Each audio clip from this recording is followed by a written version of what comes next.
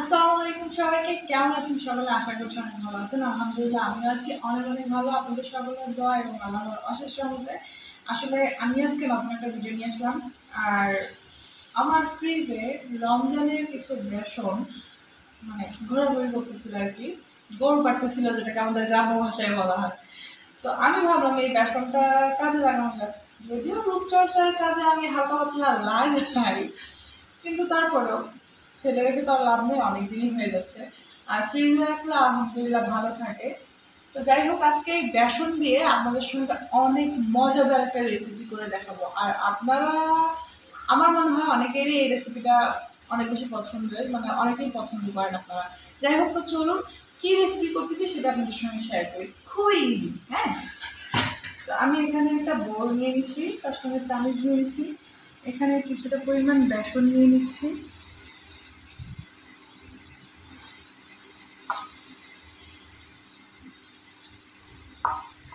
তো এটাই হয়ে যাবে। আপাতত অল্প করে করি, আমি দেখি আগে পারবো কি সারবো এখনো জানি না, তবে আমি শিওর আলহামদুলিল্লাহ আমি পারবো ইনশাল্লাহ।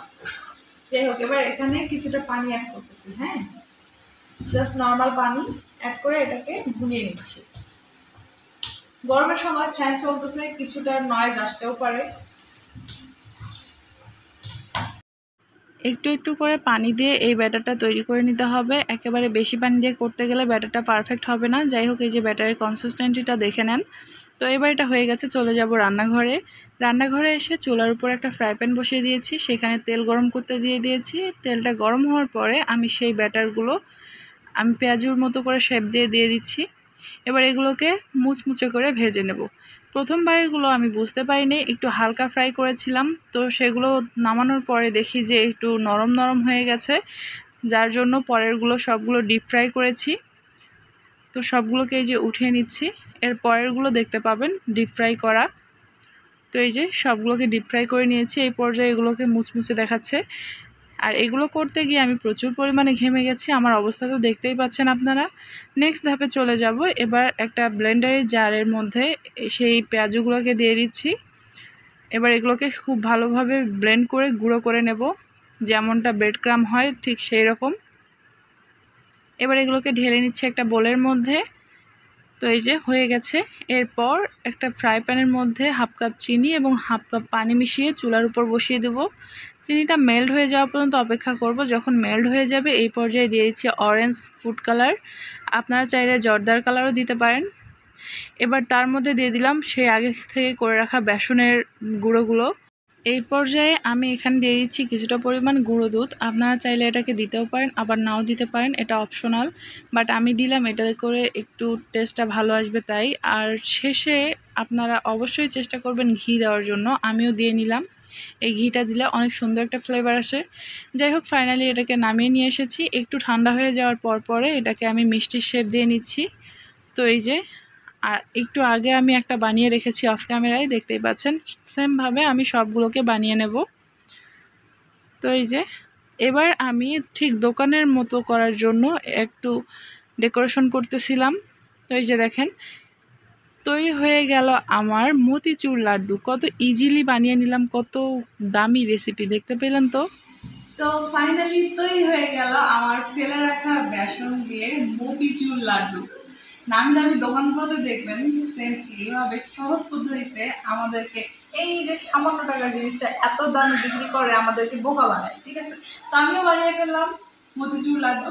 অবশ্য উপর দিয়ে একটু পেস্তা বাদাম ছড়িয়ে দিলে ভালো হতো, বাট এই মুহূর্তে আমার ঘরে পেস্তা বাদাম নেই। যাই হোক, এবার আপনি এটা টেস্ট করেন। আমি হ্যাঁ, খেয়ে দেখো কেমন হচ্ছে। এই গরমের মধ্যে ঘেমে ঘুমে এত কষ্ট করে বানাইলাম না। দেখতে কিন্তু ওয়াও লাগতেছে, বুঝছো? এটা কি নাম, কি এটা বললাম? এটার নাম হচ্ছে মতিচুর লাড্ডু। লাড্ডু? হ্যাঁ, মতি? মতিচুর। এ আবার মতি ছিল? মজা করো না, খাও না, দেখো না, বলো কেমন মজা হচ্ছে। করতেছি। মতিচুর লাড্ডু খেয়ে তো মতি সিদ্ধই ফল। ইস, তুমি একবার খেয়ে দেখো। এত নরম। হ্যাঁ,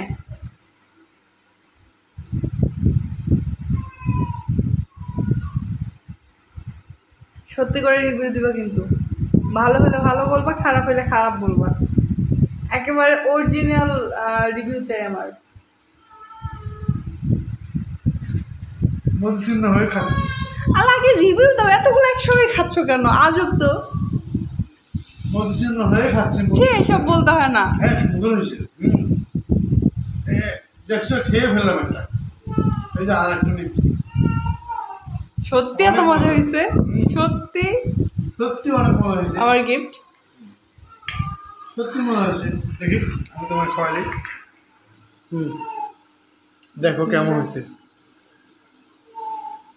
অনেক সফট হয়েছে। এটা আমি বানাইছি। তুমি তো বানাইছো। সত্যি আমি বানাইছি। অনেক মজা হয়েছে, অনেক অনেক অনেক অনেক মজা হয়েছে। সবগুলো আমার। এটা কোনো কথা? যে বানায় সে তার খাওয়া লাগে না। যাই হোক, রেসিপি তো দেখে নিলেন, ঝটপট বানিয়ে ফেলুন। আমি আর তর সহ্য করতে পারতেছি না, আমি এবার বাকিগুলো খেতে থাকি। আল্লাহ হাফেজ।